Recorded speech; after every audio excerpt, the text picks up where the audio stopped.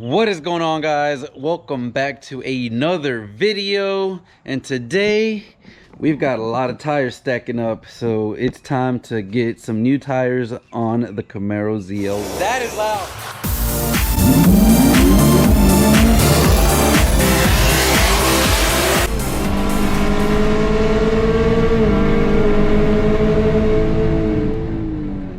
We do need to get rid of the rear drag packs. I am going to be getting rid of these because, of course, the 18x5 RTS 71s that I had from my SS did not clear this huge disc and caliper. So we're going to go ahead and get rid of this pack, and I already have everything on order. You guys can see here I've started to kind of pile on tires. And I've got the front new skinnies, the same M&H that I had on the front skinnies. These are 18s going on the new 18x5s that are coming in. And of course, I've got the ET Street R's for the rear. And actually, I also have these new Nitto NT555R2s in the stock factory 305/30 size, and those are going on the stock rear wheels, and that is what we're going to be installing today. Hopefully we can get the tires mounted on the wheels. We'll remove the drag pack, clean that up so that we can actually start putting that for sale, put the stock 20-inch rears in the back with the Nittos, and if weather permits, do some initial testing. Probably do some Draggy 40 to 100 fourth gear pulls again, and we'll also try a bunch of lower roll gears and see just how well these Nittos actually hook. I'm super excited. Once we start putting a lot more power down with the tune, these are going to be my best friend, and I'll be able to drive around and not have a spin fest. So let's get right to it, guys. We need to load up the tires, we need to load up the wheels, so that we can take these, get them mounted, and come back ASAP to swap these things out. So got to move the car back up a little bit so we can get some access. So let's go ahead and move the truck and give you guys a cold startup on the ZL1, because I really haven't moved it in a while. So here we go.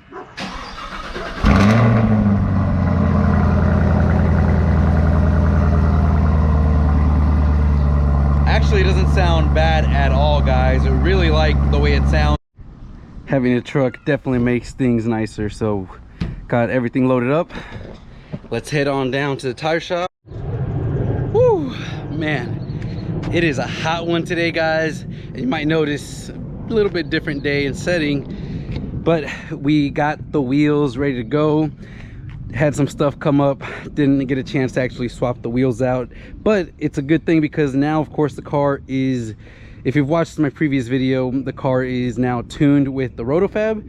And when we did data logging, we were doing it with the drag radials, hooked great, everything. But it's going to be time to test out and see if these Nitto NT555R2s are as good as they say they are, and give you guys my first thoughts and impressions. So let's go ahead, we'll mount the tires on, and then we'll go ahead and go for a drive, talk about how it feels. We'll do a few maybe first gear pulls, second gear pulls, just to see how it works on the street. We are going to drop the tire pressure down to about 28 psi, and that will be an awesome, hopefully awesome street setup, guys. This thing should hook very, very well, and for the amount of driving that I'm going to do on the street, should last me quite a bit of time. So let's go ahead and swap out the rears, get the new ones on, and go for a spin. And just like that, guys, we've got the Nitto NT555R2s on. I will say this is a 305/30, so basically the same replacement as a factory, but the Nittos don't have that lip guard like the Goodyears do, so you need to be very careful with curbs when you're running these. Now, I don't know if maybe going to a 315/30, if they offer that in this size, might help with this. I doubt it, but the tire itself, the compound, feels super sticky, guys.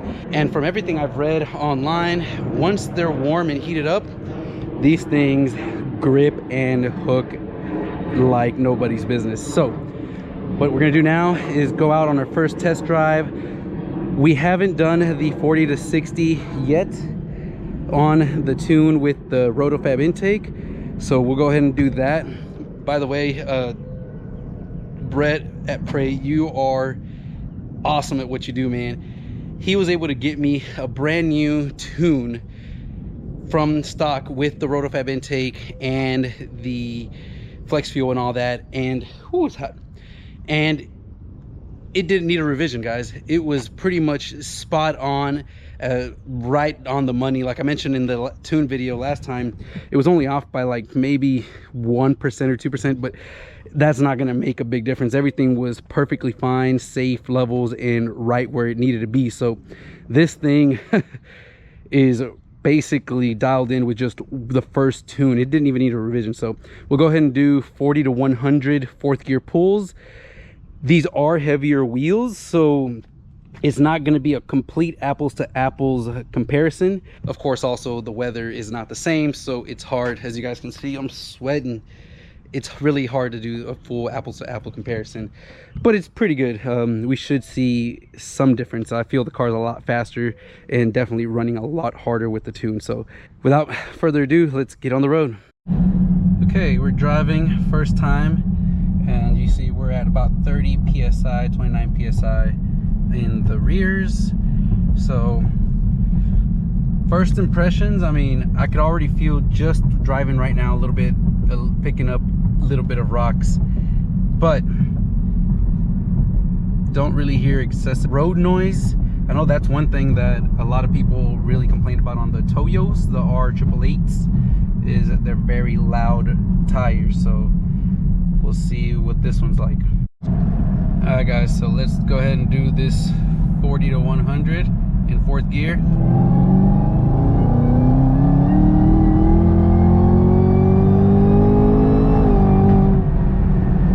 Wow, that was spinning all over the place. Now, these tires do need to get warmed up, so we'll give it the benefit of the doubt, but 5.83 seconds, so doesn't seem like that is much faster than where we were at before, but the car was, you could feel it kind of cutting because it was spinning all over the place. Okay, we're in fourth gear again, get to about 35 and go.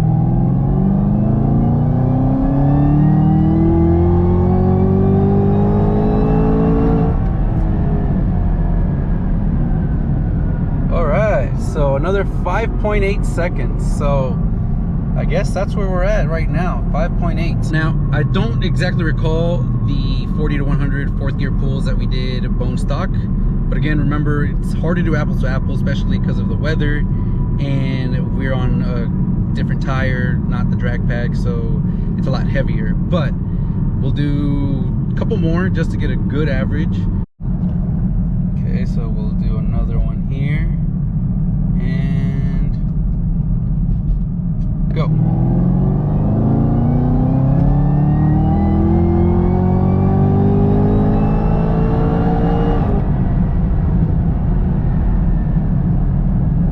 Whew. 5.82, so pretty much all within a few tenths of each other, guys. I mean, that's what it is running right now with everything that it's got. Weather and all that. Now we'll do a few low gear pulls and see if the tires will hold.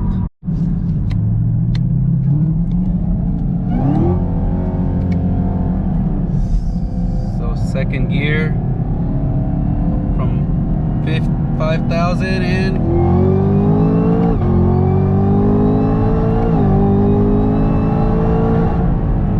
wow.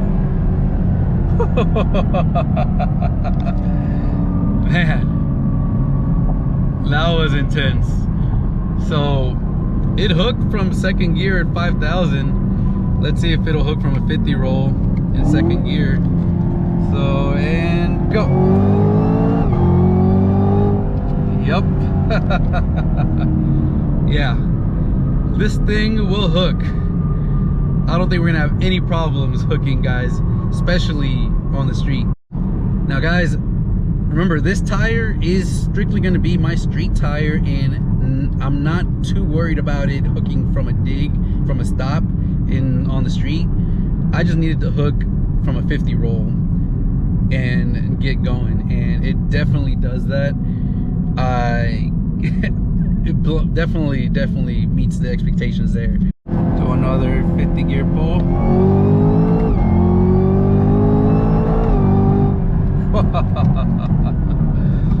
God, that thing is amazing. Tires are definitely hooking, guys.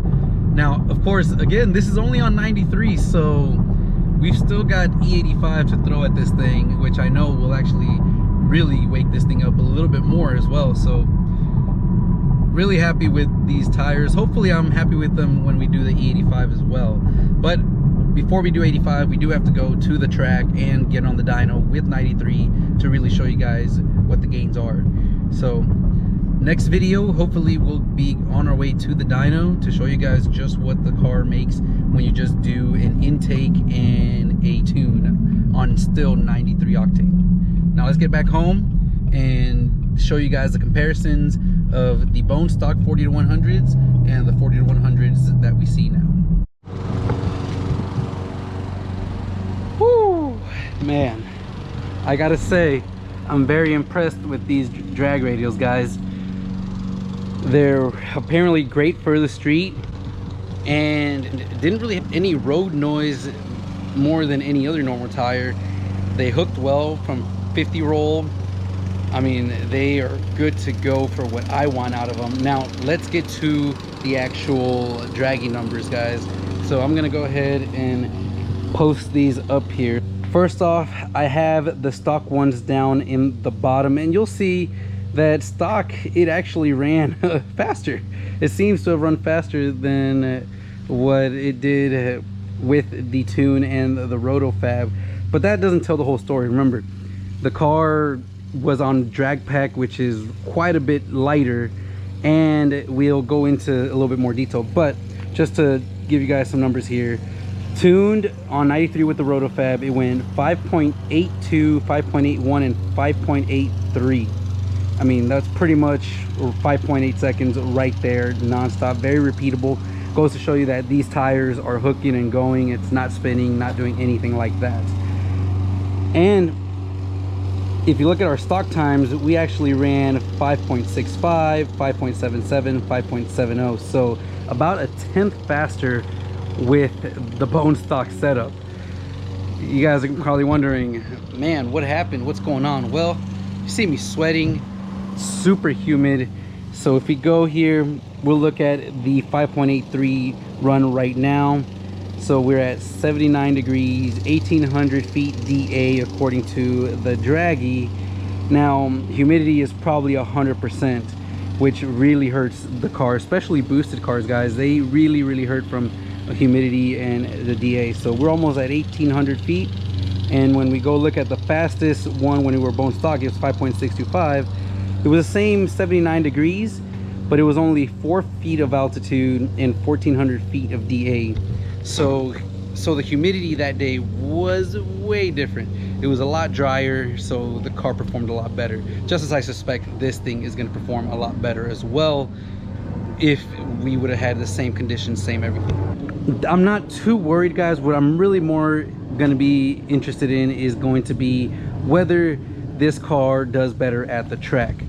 And hopefully we can get to go do that. We'll probably try to go to the dyno before we go to the track to see how much more power it made, and then go and back that power up with some track numbers. So comment down below, let me know what your thoughts are, guys.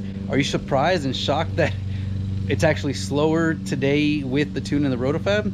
If you're surprised, then you definitely should look into how weather conditions can affect cars. So next thing up for the car, guys, is going to the dyno and the track on this exact tune on 93, so that we can see what kind of performance gains it got. Now, if we remember, on a bone stock tire, this car ran an 11.4 at about 122. Without the seat and the drag pack, it ran at 1098 at 125 miles an hour with the bone stock tunes. So my hope and goal is that with 93 and just the tune in the intake, if we go on the full weight, we should hit that same 125 mile an hour, be very close to it. If we put the drag pack and remove the seat, then we should see a lot better gains, probably maybe like a 10.7, 10.8 at the track with just those little things. And if we do the E85, it'll be probably close to a 10.6, maybe 10.5. Now, all those numbers are going to depend on how good the weather is. Obviously, we're getting into the middle of the summer, so if it doesn't hit that, I'm not going to be too concerned or worried about it, because I know that it's super hot, humid, and that's just not going to work. Super happy with the tires, guys. So if you haven't already, make sure to subscribe, like, and share this video. Get everyone on board so that they can all see the progress that we make with the ZL1. It is going to be much, much faster, and hopefully we can get into the 9 seconds with just bolt-on. So with that said, guys, I hope you guys enjoyed this video, and I'll catch you guys in the next one.